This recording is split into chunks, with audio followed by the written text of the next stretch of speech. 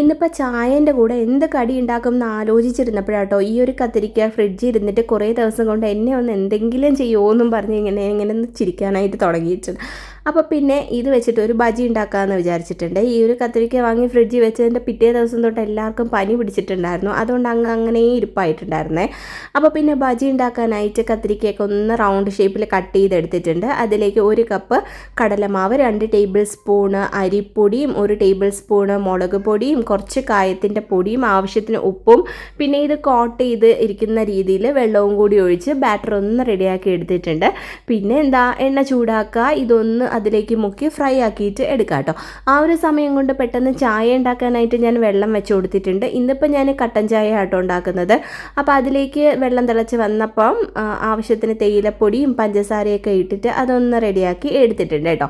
അപ്പോൾ ഈ കത്തിരിക്ക ഒരു സൈഡ് ഫ്രൈ ആയി വന്നപ്പോഴേക്കും ഞാനൊന്ന് തിരിച്ചിട്ട് കൊടുത്തിട്ടുണ്ട്. 2 സൈഡും ഒന്ന് കളറൊക്കെ മാറി വരുമ്പോഴേക്കും ഇത് നല്ല സൂപ്പർ ടേസ്റ്റി ആയിട്ടുള്ള ബജി ഇവിടെ റെഡി ആയിട്ടുണ്ടാവുമേ.